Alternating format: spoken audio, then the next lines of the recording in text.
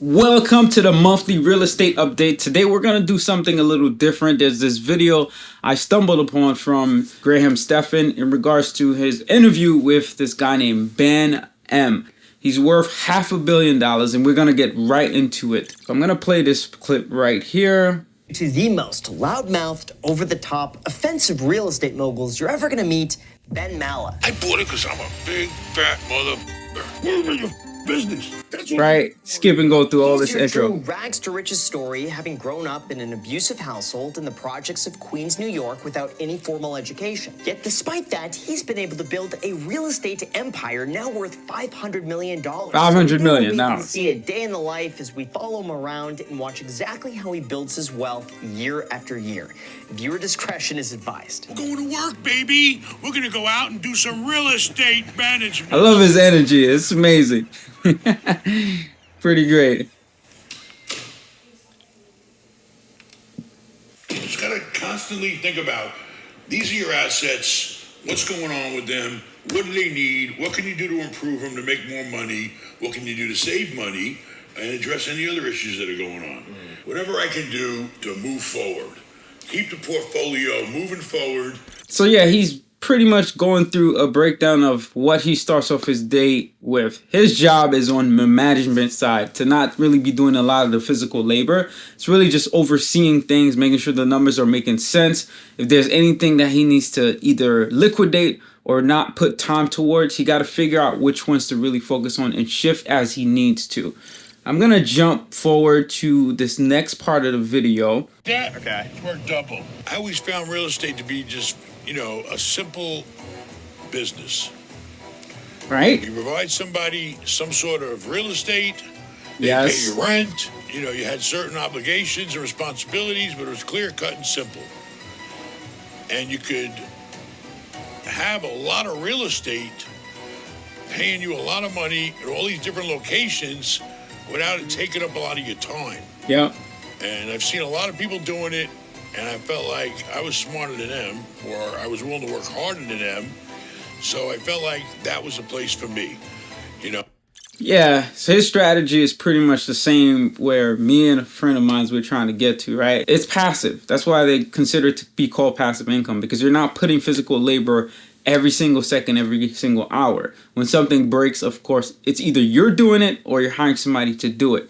You're the insurance when it comes to things breaking down, right? You have the insurance company that you pay for bigger projects in case the house goes on fire or something really drastic happens. Then yes, you ask the insurance to come in. I did 2 claims with insurance thus far, and let me tell you, it has its downside too.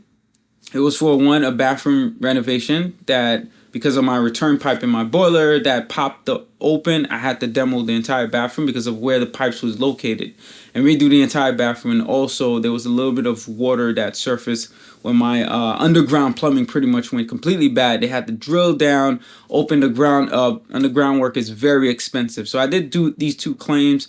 However, it caused the insurance to spike up a little bit. So that its downfall.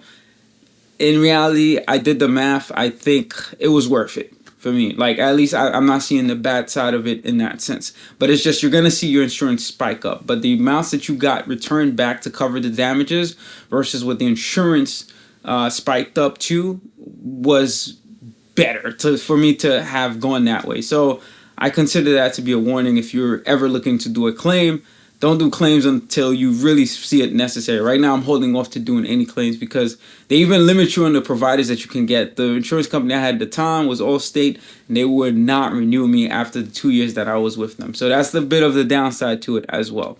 But let's jump right further in. I'm going to fast forward. Whenever I go to a property, I like to also make sure that I know I've thought of everything I could possibly do to improve the property.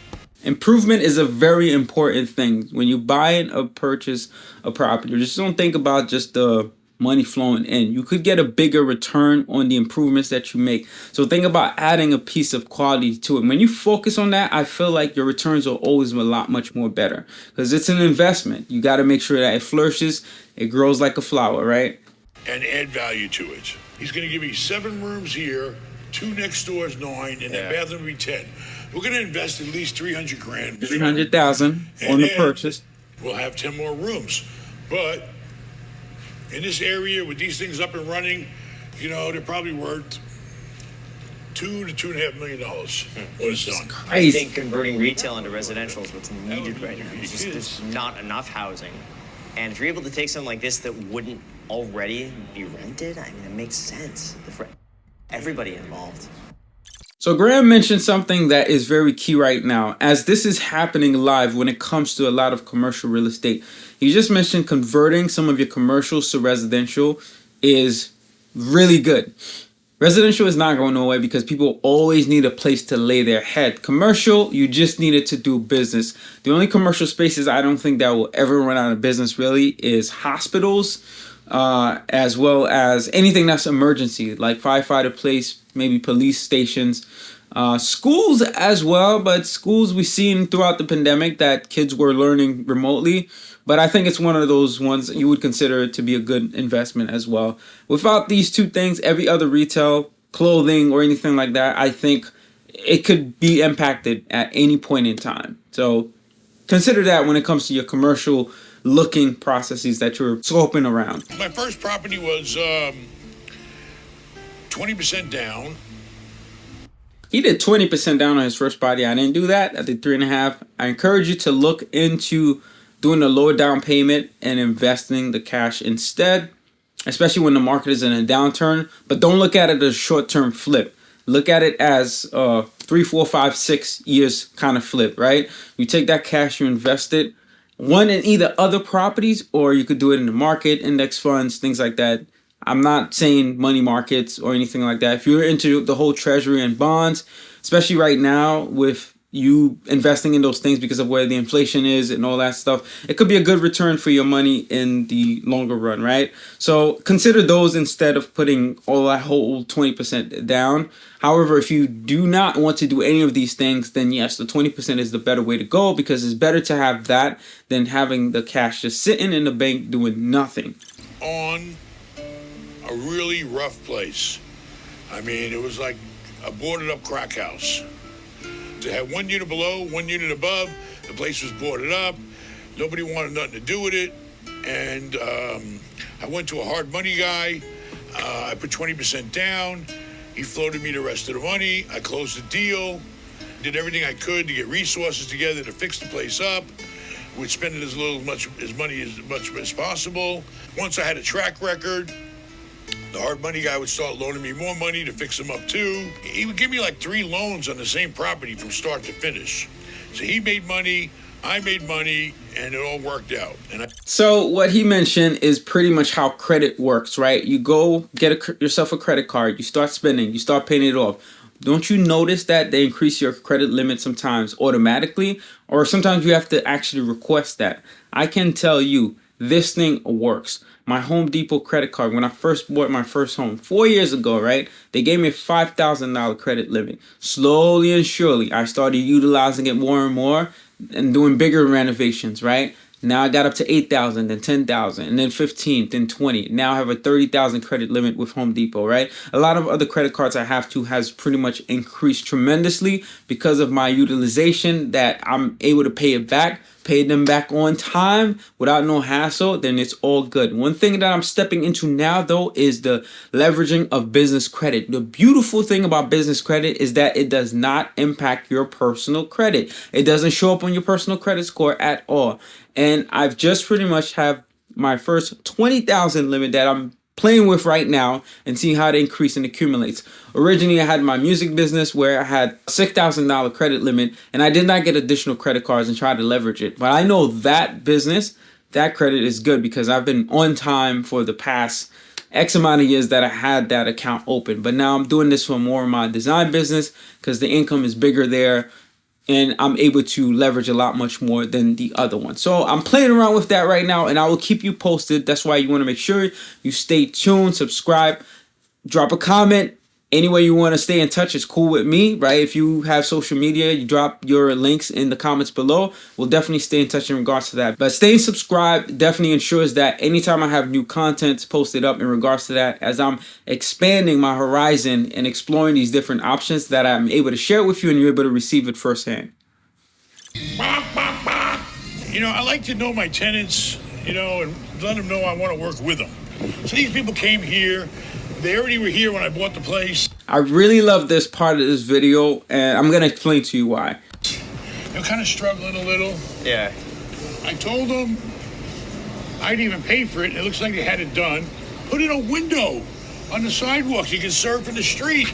Okay? Would have cost me a few $100, big deal. Yeah. Anyway, the people were doing this business started picking up. I was encouraging them to do certain things here, put some furniture outside. Everything was going good. They said, we're doing pretty good now. We think about opening up another location. Great. I got a spot for you in my other shopping center. What'd they do? They took whatever money they had put together. They went over to my shopping center. They leased the space. They built it out. They're growing. I'm growing. It's good when you can work with people, okay, for the same purpose, for everybody to benefit. We're out here managing our assets. Never get. Yes, I love that he said he likes to work with people. As you are renting your business, you want to make sure the people that are leasing from you are striving, because if they strive, are able to remain stable, it helps keep the flow of things going so that you can focus on the next venture. Quality tenants makes the best thing, and if you can help them prosper in their areas, it helps you in the long run. That's why I always ensure I instill some type of financial sharing knowledge with everyone that I do business with, because them just giving me that continuously, it just helps me focus on other areas and making sure I'm empowering them so that they can grow as well and step into the same shoes, same opportunities that I had. It makes me feel even much better. If they're able to replicate what I've done, then that means I have done something. I think that is the greatest rewards, is that when you see that accomplishment happens from the people that are leasing from you. So good job, Ben, on that. Primarily, all the money I made was always came through a refinance. I would never touch the money from the sale. He would never touch the money from the sale. Pay attention to that. Every time I did a transaction, I would 1031 to another transaction. What a 1031 is if you have a home, you want to sell it, right? Let's say the house is worth $800,000. Now, you want to sell it, but you bought it for like $300,000. So there's like a $500,000 capital gains tax, minus the $250 credit that the IRS does give you, right? Pretty much what that $250 means, you're exempt. So the first $300,000 is your purchase price, and then the next $250 is the exemption they give you. So you're now $550. So pretty much your cost basis. It's another word of saying how much did I pay for this house, right? In terms of all the repairs. And let's say you're at $550, not accounting for depreciation, recapture, all that stuff. Say you're at $550 to $800,000. So that's now a $250,000 margin profit that you have to pay taxes on. So when you do that 1031 exchange, you just simply have to buy a house for at least $800,000, because that's how much you were selling it for. So you're pretty much going from one asset to another asset. So the IRS considers that as you're in pretty much just moving a different location, and they keep your same taxations, depreciation that you have already done on the home transferred over to that new home that you purchased, as long as the purchase price is the same or higher. That's how 1031 works. You cannot buy a cheaper house. It does not work like that. It has to be a house of at least that same value in order for it to work. Transaction, defer the gains, yes, buy the property, see? Defer the gains. then stabilize the property, and then refinance the property. So his strategy with the whole refinance thing, so let me tell you how that works, is that instead of you selling a home, let's say that same $300,000 home is now worth $800,000. People are buying properties all around me for that much, right? You can go to a bank tomorrow and tell them, listen, all the properties around me are being valued at $800,000. Instead of going through that whole headache of selling, as well as worrying about the bill that you got to pay the IRS, you do a refinance off the equity. So now you say, I want a mortgage for $800,000. Now that $300,000 that you have paid for the house, let's say you brought down the mortgage to like $200,000 now, right? So you literally have a $600,000 profit that you would have to worry about for whole taxation and all this stuff. So that $600,000 equity that you have inside of the home, now you refinance for an $800,000 mortgage, they have to give that to you in cash, right? Let's say minus fees and all that other stuff, you're left with $550,000. Now you're able to use that cash to go buy another property, and for like, you could buy two properties for, let's say, $300,000, put 20% down on each one of them, and you still have quite a bit of cash, right? So let's say I'm buying one property at $500,000, putting 20% down, that's $100,000, and buy another property for $300,000, put 20% down, that's $60,000. So that's $160,000 in down payment. I still have a remainder of $390,000 that I can do whatever I do please with. And you are not paying taxes on that cash. Even if I did not buy no property and I just took out that mortgage for $800,000 and I took that cash, I spent it, went on vacation, did whatever, I would not be paying taxes on that cash now. But when you sell the property and you actually have that profit sitting in your account, you are going to be paying part of that in taxes, right? Because it's considered, I did a sell transaction, I'm no longer quite benefiting the IRS, and the IRS wants their share. But if I'm refinancing, I'm helping the economy keep going, because now the bank have a continuous relationship with me. They're collecting interest. IRS is making continuous money on this as well, the fact that I refinance. And if I am renting it out, I'm also providing another benefit to the IRS, as it's keeping the economy flowing, to the state, and all this stuff. That's why you get all these benefits when you hold on to a property versus you selling it. Because once you sell it, IRS says, you're washing your hands, well, we want our cut. What's up?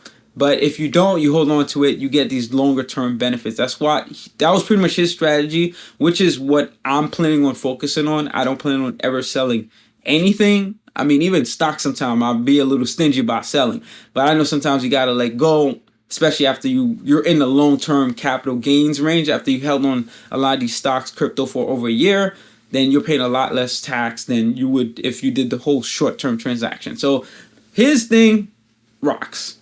And then take that money, put it in my pocket. I bought hotels. Put it in his pocket. You know, for 18, 20 million bucks. Yep. But I got loans on them for 25 to 30. Right. So I've already, done refinances where he got loans on it for 25 to 30 million, but he bought it for 18 million bucks. So let's say he bought it for the 18 million, but he got loans on it for the 25 million. So that's a $7 million difference of cash that he has available to him to do whatever he wants. That's pretty much what he's saying. I've made money on properties, without selling them.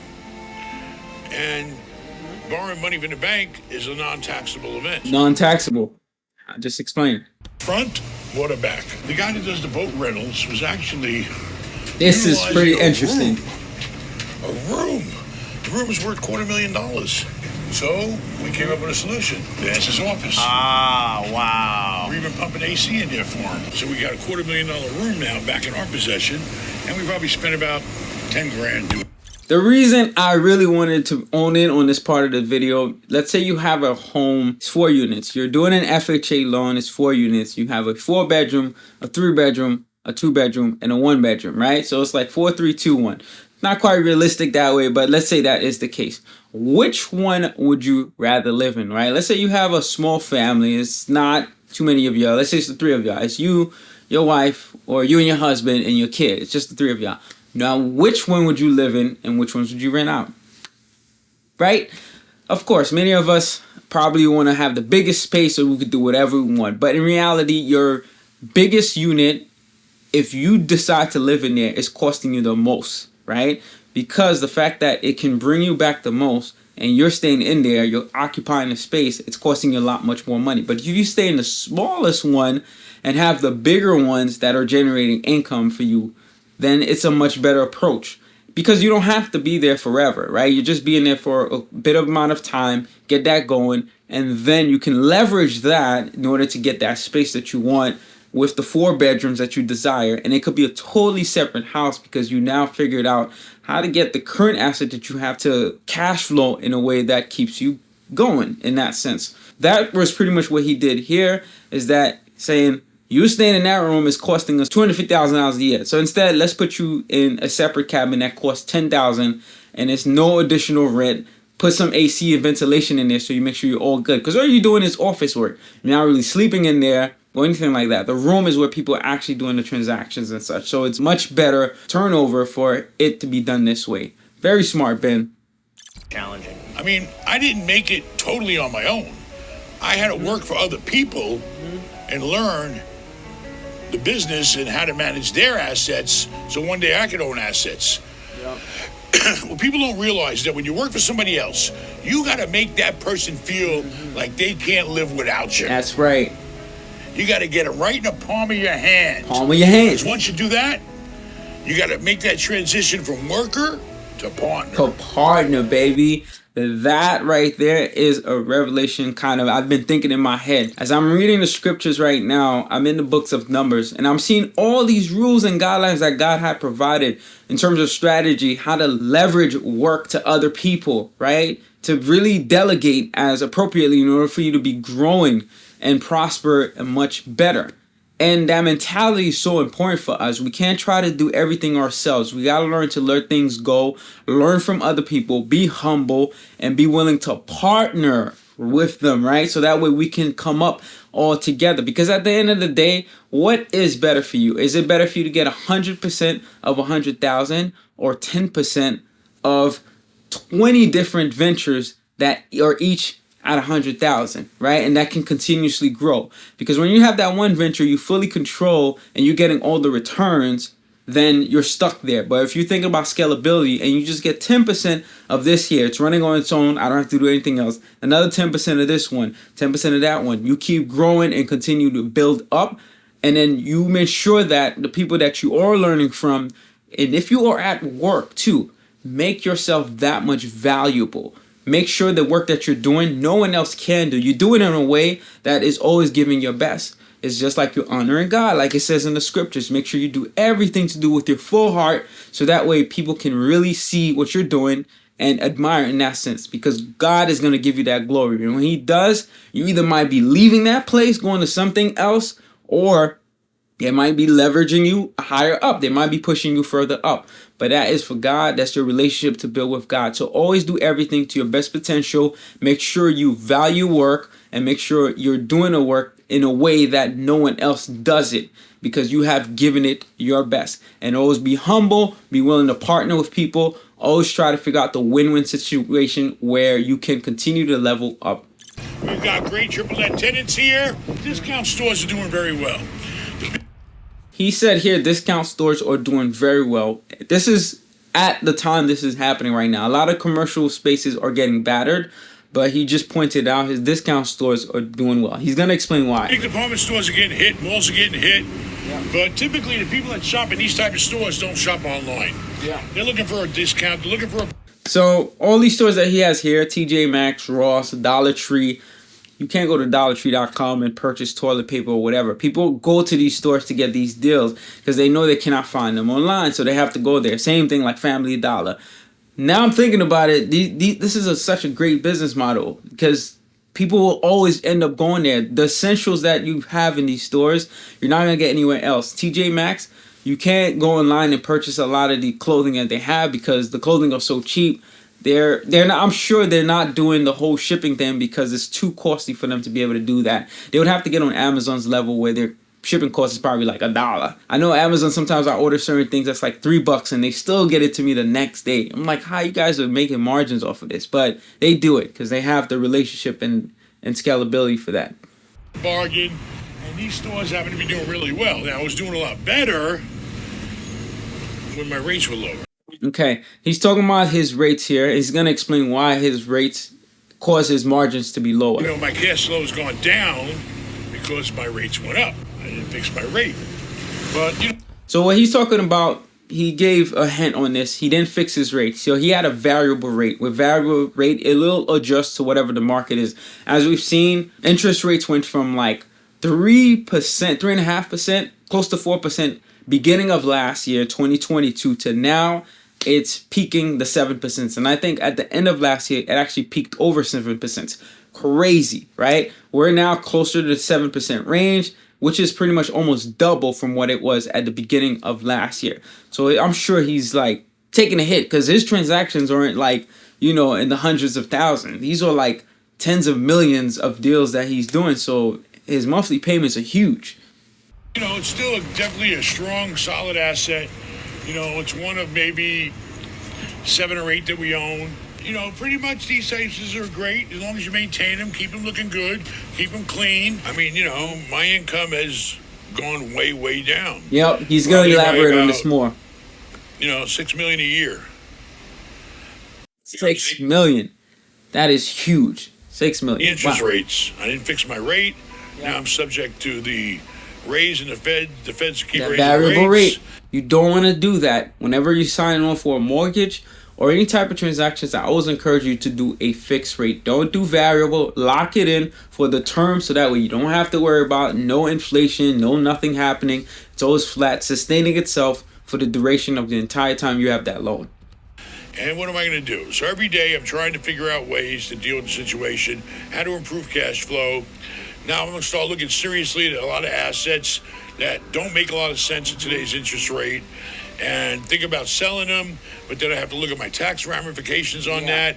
Remember how I was telling you, selling, you got to worry about the capital gains, the long-term capital gains. For him, these transactions are way over a $250,000 profit. So it's not going to be beneficial for him to just liquidate things out of nowhere.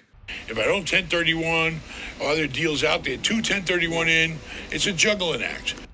So right now I'm juggling. It's like a circus and I'm the juggler. For him, he has to do 1031 as his only option. It's just exchanging one property to the next. He doesn't have that tax exemption law that is really going to help him because his margins are just way too much. Listen, I'm 57 years old now. These things are nice. I bought and sold cars. I couldn't count the number of cars I bought and sold. It's fun. I did charity work with them. But right now, my mind is focused on financial stability. Because when you got money, typically money can solve all your problems. So I don't need all this stuff I don't know about that. I don't want the responsibility. After so many years, you get tired of worrying about stuff. You know, I'm not a real big hobbyist. And, you know, I'd rather just liquidate what I don't need, start simplifying my life.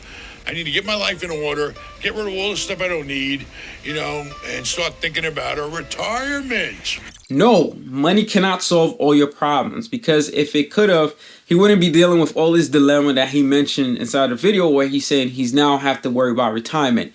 Why are you worried about that if you got all this money, right? Your relationship with God is very key and important.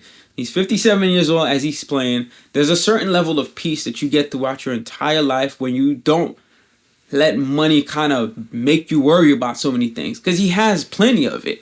So why is he even bother worrying? I know when I get to his age, I should be pretty much all right. Yes, I'm going to be thinking about managing assets, but a lot of things should be cash flowing. I'm putting a lot of management people in place. Make sure I'm not faced with too much greediness. And the infrastructure is there for me to not have to worry about so many different things and just kind of live my life in peace.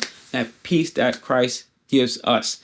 That is something that you cannot buy. You can't purchase it no matter how much money you have. You cannot purchase your ticket to be in that strong relationship that you have with God. So I disagree with you, Ben, right there. Because it seems like you still have some issues with money, even though you have lots of it when it comes to your retirement.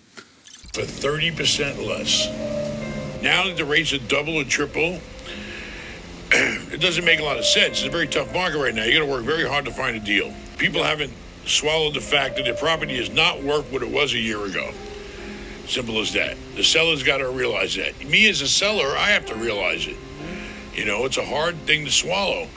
But, you know, right now we're in this weird zone right now, you know, where the numbers don't work, the numbers don't make sense. Yep. But if you're in a 1031 and you can have millions of dollars worth of taxable deferment, it makes sense to you.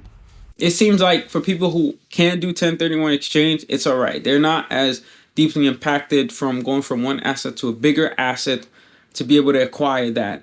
It's when you're selling and trying to re-enter and buy, it's actually a bit more difficult. As I'm seeing now, the competition is real. People are still overpaying for home prices despite the interest rates being so high because they have this whole fear of missing out. There are also some deals that are still out there, and we're going to dive into some of them in a little bit. For the first time in my life, I'm actually thinking about buying down debt, which I've never done in my life. I've always been a big advocate for taking on debt because the rate was low and it made a lot of sense to get a return making money on the bank's money. Well, we're not making money on the bank's money anymore. The returns are equal to the payments you're making to the bank. So basically, you're getting a modest return on the money you have. invested. This is like... Yeah, so I slightly disagree with that.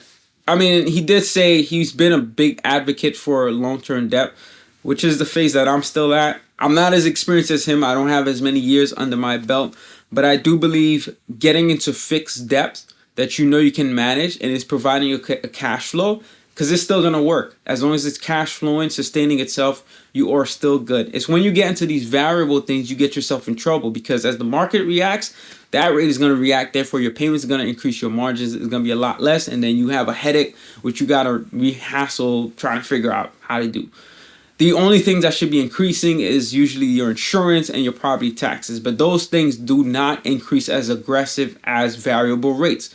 Variable rates, for me right now, if I was into one of them, my payments would be an extra $1,800 per month. Could you imagine? And my purchase was not even in the millions that he has going on right there. So this is why you want to make sure you lock yourself to a fixed rate, so that way you don't have to worry about these increases that are as aggressive. When he mentioned paying down debt is a much better approach. So remember how I was saying that you're paying down your principal and lowering your interest is not the way to actually go. Instead, put that money inside of the market. What he was stating is that his returns will be a lot much better because his interest rates are so high that the market returns wouldn't be as big enough as lucrative. Because there's so many different strategies you can do. But when you are not in a fixed rate and you are in a variable rate and the rates really spike like that, then you want to save as much on that money as possible. Because the reason that I tell you to invest is because it's trying to save you money. The whole point of it all is to try to save you money.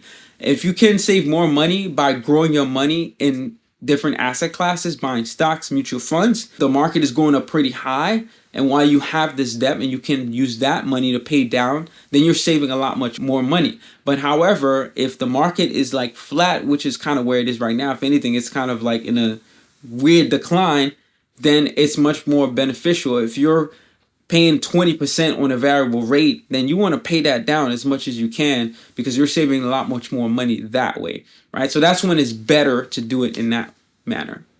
I want to get to this owning in home last part of this video because I think it's very crucial for you to see the life of this man and try to understand what it's like to have that much in assets, that much in things, reach that much level of success. What does it really buy you, and where is he really at inside? The elevator, come on in. All right. Do you think money can buy happiness? Yes. I mean, you know, it makes your life easier. You're not on this earth for that long. You want to live as happy and as easy as you can. And if you like nicer things in life, money's going to get them for you. I mean, so yeah, I believe money can buy happiness. Something I quite disagree with. I feel the way that he stated it, sometimes you have to understand how people speak, their body language, if they are really happy. There's a part of me felt that that wasn't quite genuine. He has all these things, but we've seen that he hinted that he is struggling a little bit. There's something imbalanced. Yes, he has the money, but there's something inside of him that feels a little bit uneasy and balanced. And that's what I'm getting out of this. And that's, for me, continuously being in relationship with God, continuously being in the Word. Sometimes you can discern these things and find that understanding and get a different eyes and lens on the situation, despite the person not even telling you that, just by the way that they're acting and the way that they're stating things. Money cannot buy you all that happiness. And as I stated, the really true happiness is when you have that peace that Christ gives you, because you're going to try to keep getting more and more. You try building more and more. And it's never going to feel enough. You're never going to have that full satisfaction. But when you have that relationship with Christ and know that you have to give back some of that one to others, as well as making sure that you're investing in His kingdom, that is, to me, the most satisfying thing, the most rewarding thing that I've experienced. The biggest level of wealth that I've ever experienced in my life is just having that very intense relationship. And a lot of people lack that, and they realize once they reach a level of success, they have billions, but they're still at a piece where they're a bit uneasy. Yes, money makes things easier, of course, having more of it, and if you mismanage it, you can ruin yourself as well. I was watching the last episode of a show called Snowfall and seeing how he built this almost made $100 million off his drug game empire, right? But his life got ruined because of his greed for money. It was just never enough. At the end, He pretty much got evicted in his home. He had nothing left his name. His wife left him. He never met his son. It was just such a sad story. Not saying that Ben is going through that at all, but I'm just seeing that people's greed at times and idolizing money and all this success sometimes lead to their destructions. And you don't want to get to that point. You want to be able to always be able to give back some of your success to others. And that's your time, but as well as making sure that you're serving God in a sense.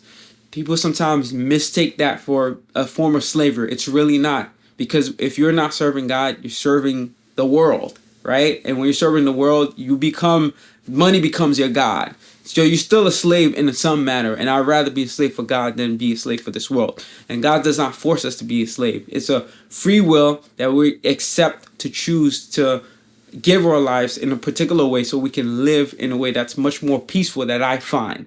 And I'm just sharing this with you, and I hope that it inspires you in that way. But let's jump right into some of the real estate market transactions that's been happening. As you know, May 3rd, there might be a slight change of interest rates. We're not sure if it's going to be paused or if it's going to go up. But let's dive into some of the real estate data as we're looking at things here. So jump into my area. By the way, Jersey City made it to number 4 of the most expensive median rent in America, which is crazy. I did not expect it to get there. A 4-bedroom median rent in Jersey City was $2,700. That's crazy. That is just massive. But let's read what we're looking at with prices. How has things changed? If there's any good deals that we can find here. As we know, we do not look for single families. We want to find multi-families, right? Let's go to our list. Let's try to find... All right, so let's do this one. This, I'm sure, has 3 units. Should be a 3-family. Rental, 4-bedroom, 2-bathroom, and second floor for $1,650. Okay, so they're renting the downstairs. So at least this is giving you some comps so you get some ideas. So this is bringing $4,050 per month, right? So let's do a quick math on this. Our purchase price... All right, it's $599. Let's say we have a 6% closing cost, so that's an extra $36,000. So let's put $636,000, and we're gonna do this on FHA because if it makes sense on FHA, it'll make sense on conventional. Interest rates right now are at 7%. Mortgage interest calculated for me. Property taxes, does it show? It's not showing, but I know the area pretty well, and I think 1.5% might be ideal. Yep, so that's what it is. Insurance, we'll put $3,000. And then HOA fees is none, but we're going to use that for our utilities. Let's say utilities cost us, since it's just 2 units, let's say $300 per month. What are we looking at in cost? Monthly cost is $5,929. This is crazy, all right? You're still at a loss here, even if you were renting out the 2 units. But then you don't have 2 units, right? Because with FHA, you're required to stay in one. And if this was back at the interest rates we had long time ago, right? Wow, this would have made a lot much more sense. But you see, this is like a $1,400 difference. It's just crazy. So we know 3 bedrooms is not working. So let's try to find something with 4. Looks like there's nothing that's like a 3-family or even 4. All right, so this one is a 3, right? $700,000. See, give us our property taxes. Yes, it's $36.50. So let's do a quick run. At 6% or $700,000, that'll be $42,000. So we'll add for the $42,000 to our $700,000 price. Down payment, FHA 3.5%. Interest rates, let's make that at 7%. Mortgage insurance, we already have. Property taxes, make that 1% because we already seen that it was pretty low. Home insurance, it's already calculating a little higher, but we'll put $3,500 actually. This is a 3-family. HOA fees, since this is a 3, we'll put $500. What is our cost? $67.59. Let's see what we can get for something in that area. So we're at $6,800. Let's say $6,800. This home is located in like the mid sections of Jersey City. So let's look at our maps around here, which is where it was at, right? We switched from for sale to for rent. And I think everything was, oh, actually, we forgot to check the size of each unit. So let me go to recently viewed.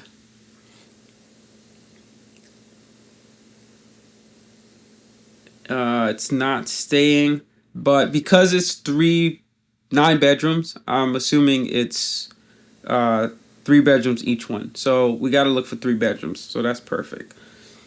Okay, so we'll filter this out. I know this area pretty well, and I can tell you 3 bedrooms are going for like 2,300. So it's quite a bit. All right, let's do 1. We go to the middle. See where we're at. Okay, we're like right here. So it looks like in the bottom it's like 2,000 for that size. So, and I know the area, it's actually more than this that a lot of people are getting. I don't know what's been fluctuating, but I think that's what a lot of people has been getting. So off that 6,800, right? So let's say we did, well, because it's FHA, you got to live in one, but let's say it's 2,200 times 2. You're still kind of short, right? Numbers aren't looking too great here. So it's, to me, it's too much of a risk. But if you really want to get in, be close in the area that you want to be in, of course, you'd want to bite that bullet and then refinance later if you have to. Let's check Elizabeth, actually. I have not checked Elizabeth. See what things are like over there. So we reset everything. Put multi. Let's see this one right here. 2-family has a finished basement and finished attic with a separate entrance. Sometimes I like the sound of that, right? But let's do some comps on this just to make sure. Let's see what our property taxes were. It's $499. It's close to $8,000. So let's check this out. It's at $500,000, and let's boost this to 6% closing costs, like $30,000. So $530. 3.5%, and then interest rate says put that at 7%.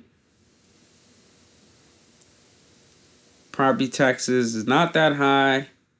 As we know, it's at like 8,000. But let's, for the sake of this, let's say it does go up to that much. Insurance, I think it's gonna be more like 3,500. And then utilities, right? We put that in HOA. We are at 55. Let's see what we get for the area. So that's not bad at all. 5,500, and it's finished basement, finished attic. Let's consider this to be like a 3-family, right? You're staying in one and renting out the other 2. It could make sense. So let's check our map. Filter, reset everything. Oh, forgot to see the size of each one. So let's go back to recently viewed. I think it's 3 bedrooms. Yeah, if I'm not mistaken, it has to be 3, and the finished attic, finished basement probably has 1 extra bedroom. So let's check this out right now for 3 bedrooms. Yes, let's max it out to 3, and then see results. What do they go for in Elizabeth? Wow. They're worse than Jersey City. So their median price is $2,500 over there. It's just pretty nice. So if we do a quick math, let's say it was pretty much like 4 units, right? 2,500 times 2, right? And 5,000, and your cost was about, I think, 5,700 was where we're at. So you're at a $700 deficit. It's not bad at all. This, I can see it work. And especially if it was like a legal unit, you could have had, what does 1 bedrooms go for, right? If it was a legal attic with like a fire escape, I'm sure you could have did something to rent it out. 1 bedrooms, 1 bath. It's pretty high. Wow, 1,600. But being the fact that's an attic, let's say it's 1,400. Yeah, you would have net profited on this if this was legal in that situation. So, but unfortunately, with FHA guidelines, you have to live in one of the legal ones and then rent out the others. So this one kind of almost worked, but just saying. But now let's check the area that I've actually been really looking at. Atlantic City, actually, not Atlantic County. City. Okay, perfect. We're gonna go from rent to for sale, reset, and I'm only gonna look at one property here. I'm not gonna put no minimum. Let's put 3+ bathroom because I want to make sure I get only those things that are in that area. Wait, nothing? Oh, sorry, not 3+ bathroom, 3+. Wait, is it? Yeah. All right, let's check this out. I'm just gonna randomly pick one. There was a property I was looking at, but I'm not seeing it come through anymore. All right, let's pick this one out of random. Let's see what this one states. 4-unit, perfect. It's as is, 2 bedrooms, 1 bath. It is giving you a rent breakdown, but I think these are all under market rent, and everything seems like it's 2 bedroom. No, there's 2 bedroom, 1 bath. There's 1 3-bedroom, 1 bath, and 2 1-bedroom, 1 bath. Let's do a quick comp on this so we can see how this one makes sense. Property taxes is $4,000 and listing price is at $325. So down payment, go for FHA. Interest rates 7%. Property taxes, we seen it was like $4,000. So for the sake of this, let's say, yeah, we'll put it at $6,500 for now. Homeowners insurance, considering this is like maybe a flood zone, so I'll put $3,000 for now. Utilities, since it's like 4 units, we'll put $500 maybe. Yeah. So all in cost is at $36.34, right? And you're required to live in just 1 unit. This seems like it already makes sense. I can quite tell. So it says it has 1 2-bedroom, 1 bath, 1 3-bedroom, 1 bath, and 2 1-bedroom, 1 bath, right? So let's start with go filter for rent, reset. Let's start with the 3 bedrooms. So again, we're at like $3,700 to be in the worst case. Okay. 3 bedrooms in the middle goes for about $2,000, right? And worst case, you're looking at like $1,800. That's like in the bottom end. And what does 2 bedrooms go for? About $1,500. Now it looked like it went up. Actually, it was $1,400, but it looked like it hit $1,500 now. Demand must be surging up there. And then you have 1 bedroom goes for, seems like around $1,200 in the bottom end. So you have $1,200. Let's do a quick math real quick. $1,200 for the 1 bedroom plus, so we're living in that 1 bedroom, renting out the other. And then the 2 bedroom plus $1,500. And then the 3 bedroom plus $1,800. Golden, right? This is amazing right there. I would definitely encourage you to check out that area and see how these things can actually work. So this is where it actually works, because even on FHA, you're following the guidelines and you're still killing it on a low down payment and a decent interest rate. So yeah, that's pretty much the updates that I have for you. Just be on the lookout as the market seems like it's fluctuating. There's always opportunities. It depends on where you look. Just like I'm scoping different areas and show you how to calculate and comp things so that you can lower your risk. You could do all this yourself. Use Zillow, use Redfin, use Realtor.com, all these different tools and sites to scope different areas that you want to live in. And it may not be in the city that you actually are in at the moment, but check what's nearby. It may be like an hour drive, hour and a half. So I hope you found all this insightful and found inspiration, especially sharing the story of Ben. Ben is amazing and great. However, he has some things that I feel that he got to spiritually work on himself to find that peace in order for where he's going. So if you found this insightful, give this a thumbs up, please, so that it can get to others. Give this a share if you found this someone that might actually find impact in all this as well, and that may be scoping around the area for real estate, whether it's commercial or residential. Subscribe, of course, for future content. Drop a comment if you have any questions for me or have any insights that you'd like to share, and I shall see you next time. Peace.